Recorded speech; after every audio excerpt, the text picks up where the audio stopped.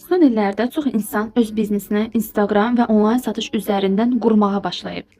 Biri aksesuar satır, biri geyim, biri kosmetika, biri isə sadəcə bloger kimi reklam qazanır. Amma çox adamın bilmədiyi bir məsələ var.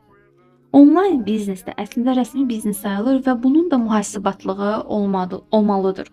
Məsələn, təsvir edin, Instagram səhifəniz var, sifarişlər gəlir, kart hesabınıza ödənişlər edilir. Gün ərzində bəzən 100, bəzən 500, bəzən də daha çox pul gəlir.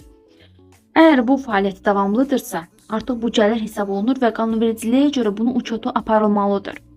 Bəs mühasibatlı olması nə baş verə bilər?